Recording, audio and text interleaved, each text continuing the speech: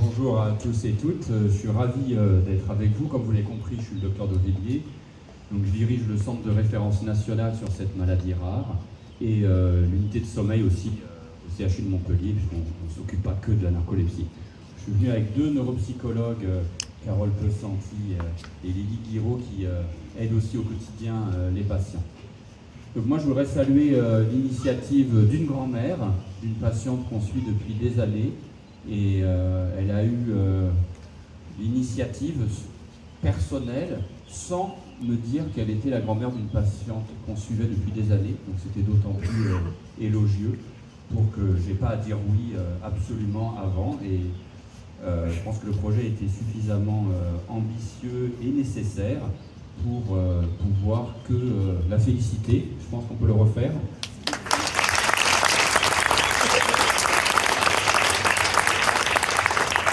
Donc c'est une initiative pédagogique pour parler de cette maladie et un peu sportive quand même aussi, parce que ça va prendre un peu de temps tout ça, et il faut avoir de l'énergie. Donc quelques mots sur cette maladie. La narcolepsie, effectivement, on en parle peut-être un petit peu, mais on ne la connaît pas très bien du grand public, parce que le premier symptôme qui gêne les enfants, les adolescents, les adultes, c'est la somnolence. Et c'est normal d'être somnolent à 23h le soir quand on s'est réveillé à 7h le matin. Donc c'est un symptôme qui est banalisé. Et donc le plus gros souci avec cette maladie, c'est qu'on met 8 ans en moyenne pour être diagnostiqué. Alors ça n'a pas été le cas de tout le monde, heureusement, pour Jeanne notamment, mais en moyenne, on commence cette maladie à 15-16 ans, en moyenne. Donc c'est une maladie quand même de l'enfant, de l'adolescent. Et si on met 8 ans pour être diagnostiqué, vous vous rendez bien compte que les études, c'est compliqué. Parce qu'à 23 ans, quand on commence des études avec une prise en charge, quand je dis diagnostiqué, c'est une prise en charge effective, on a raté un peu de temps dans sa vie quand même pour être performant. Donc il faut en parler pour dire que être somnolent régulièrement en classe, par exemple, ou dans des réunions ou au travail, ça peut être une maladie sous-jacente. Il faut bien dissocier la somnolence de la fatigue. La fatigue, il y a X causes d'être fatigué, mais là, c'est pas la fatigue, c'est on s'endort. On perd connaissance, comme tous les soirs, on s'endort, donc on perd connaissance. Donc c'est vraiment important de faire un point là-dessus. Puis cette maladie, elle est un peu extraordinaire, puisque c'est une maladie liée au sommeil paradoxal. Donc on s'endort, mais pas n'importe comment et n'importe quand.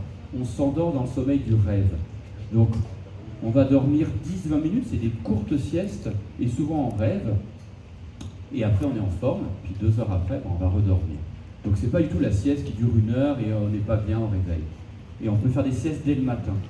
Et le rêve, vous savez, c'est un moment, peut-être le seul dans la vie, on est le héros, parce que quand on se réveille, on se rend compte que c'était pas vrai, c'était le rêve qui nous a poussé à être un héros. Et on est en mouvement, on bouge beaucoup dans son rêve. C'est rare d'être statique dans un hamac à rien faire, ou alors c'est un rêve un peu particulier. On est en mouvement, mais par contre on ne bouge pas, on est paralysé. D'accord ? On est paralysé dans son sommeil. Mais on ne s'en rend pas compte puisqu'on rêve. Mais par contre, dans cette maladie, on peut être paralysé en étant éveillé, parce que le sommeil n'est pas encore arrivé. C'est une partie du sommeil du rêve qui est arrivée, la paralysie. Donc on peut rêver fortement quand on dort, on peut être paralysé, on peut avoir des hallucinations du rêve dans la veille, donc on a l'impression qu'on rêve alors qu'on est éveillé, donc c'est un peu particulier, il faut bien expliquer les choses pour pas que ça soit effrayant. Et puis il y a un autre symptôme majeur, toujours lié à cette paralysie, c'est la cataplexie. Et donc quand on a une émotion, quand on rigole, quand on a une joie, une surprise, on va avoir cette paralysie et donc on va perdre sa force, soit au niveau des muscles de la nuque, soit de la face, soit des bras, soit même des jambes et tomber. Donc c'est particulier parce que les gens disent pourquoi il tombe, il fait un malaise. On a une patiente il y a 15 jours qui a été ramassée par les pompiers parce qu'elle a fait un malaise en sortant de l'avion. Donc ça peut être spectaculaire pour les gens. Et ils ne mettent pas de nom sur ce symptôme. Et ce symptôme, on ne le voit que dans la narcolepsie. Donc ça, c'est pour parler de cette maladie, puisque le problème, c'est qu'il y a 1/3 des gens diagnostiqués, c'est pas beaucoup, et 8 ans de délai au diagnostic. Donc ça suffit pour dire qu'il faut en parler. Parce que quand on commence à 16 ans une maladie, et qu'on met 8 ans pour être diagnostiqué, et 2 personnes sur 3 ne vont pas l'être, ça ne va pas. Alors maintenant, parlons un tout petit peu de la recherche.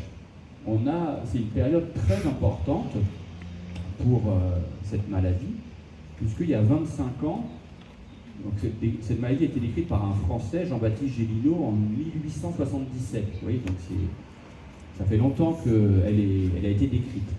Et ça fait 25 ans qu'on connaît la cause de la maladie.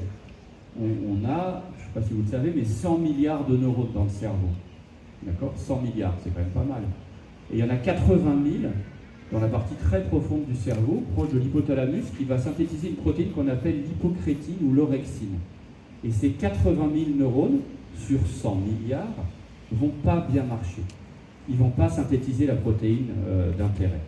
C'est exactement comme le diabétique qui manque d'insuline. D'accord ? Mais là, ce n'est pas le pancréas qui ne synthétise pas l'insuline, c'est le cerveau qui ne synthétise pas l'orexine. Donc c'est une avancée majeure depuis 25 ans. Et on a beaucoup, depuis 25 ans, essayé de comprendre pourquoi ces neurones ne marchaient pas, pourquoi ils ne fonctionnaient pas. On appelle ça une maladie auto-immune. On va s'auto-abîmer ses propres neurones. Et pourquoi ? Parce qu'on est prédisposé génétiquement, parce que l'environnement va attaquer en même temps ces neurones.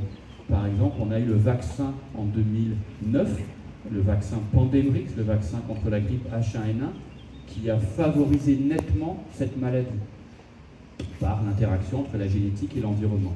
Donc on a beaucoup avancé depuis 25 ans pour comprendre les causes et pourquoi quelqu'un va développer une maladie à 15 ans, une autre à 40 ans, deux dans la même famille, parfois non. Donc il y a plein de choses à comprendre.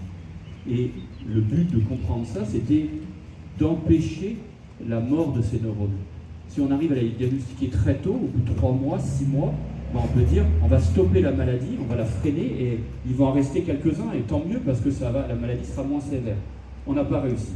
On a essayé beaucoup, on n'a pas réussi à freiner la pente de ce pourquoi ces neurones sont abîmés. Donc il y a encore beaucoup de travail à faire. Par contre, ce qu'on a beaucoup réussi, et c'est pour ça que je vous disais que c'était une partie importante pour la recherche de la narcolepsie, c'est que je vous ai dit que ces neurones ne fonctionnaient pas bien, cette protéine n'était pas là, et on a voulu la remplacer, donner de l'orexine, puisqu'ils en manquent. Puisqu'on n'arrive pas à empêcher la mort de ces neurones, on va donner ce qui manque. Alors on n'a pas trop réussi au début, et on travaille beaucoup dessus, et on n'a pas réussi, mais on a réussi à l'enlever. Alors, pour les patients narcoleptiques, ce n'était pas très utile, parce qu'ils n'en avaient pas déjà. Mais par contre, pour la maladie opposée à la narcolepsie, c'est l'insomnie, on arrive à enlever l'orexine. Et si on enlève l'orexine, c'est un très bon médicament pour l'insomnie, qui a été sur le marché il y a 2 ans. Donc on a réussi, via une autre porte, à antagoniser les récepteurs de l'orexine. Et maintenant, depuis 4-5 ans, on travaille beaucoup sur plusieurs molécules, et dans des protocoles thérapeutiques, ce n'est pas encore des médicaments qui sont sur le marché, et ça marche très bien. Donc c'est une avancée majeure. On arrive, comme on donne de l'insuline aux diabétiques, à donner de l'orexine. Alors c'est pas vraiment l'orexine, mais c'est une image, pour compenser le manque d'orexine. Et donc au début, on a eu des médicaments en intraveineux, après en forme orale qui n'ont pas été bien tolérés par le foie. Et là maintenant, on a une molécule qui s'appelle l'Oveporexton, qui, ça ne sera pas le nom commercial, c'est le nom de la molécule, qui marche bien, même très bien, qui est très bien toléré. On vient de finir les études avec Carole qui a beaucoup participé et les études de phase 2 sont finies. C'est publié depuis 3 jours, c'est pour ça que je vous dis c'était jeudi, c'est extrêmement récent, dans une bonne revue scientifique. Et on a fini les études de phase 3 il y a quelques mois. Et si les résultats de la phase 3 confirment ce qu'on a montré dans la phase 2, eh ben, ça ira sur le marché. Donc c'est une avancée majeure parce que c'est une longue histoire et enfin elle va pouvoir bénéficier aux patients. Elle a déjà bénéficié aux patients dans les protocoles. On a à peu près 50 patients à Montpellier qui participent à ces protocoles. Mais le but c'est que ça ne soit pas que à Montpellier et qu'en France les gens puissent en bénéficier. Et donc si les résultats de la phase 3 sont confirmés, on le saura cet été, et ben, ça sera une molécule qui dans 2 ans devrait être disponible pour les patients hors protocole. Donc voilà, c'est une jolie histoire, ça a mis beaucoup de temps, il y a encore beaucoup de choses à faire, on aimerait freiner l'évolution naturelle de la maladie, mais déjà la compenser correctement et donner ce qui manque aux gens, bah, c'est plus qu'un espoir puisque c'est devenu quasi une réalité de demain. Donc merci à vous, c'est une belle initiative et je remercie encore la grand-mère de nos patients parce que c'est courageux, c'est nécessaire Et en parler pour les maladies rares, il ne faut plus que ça soit rare, ou du moins pour le patient, il faut que ça soit diagnostiqué rapidement. Merci à vous.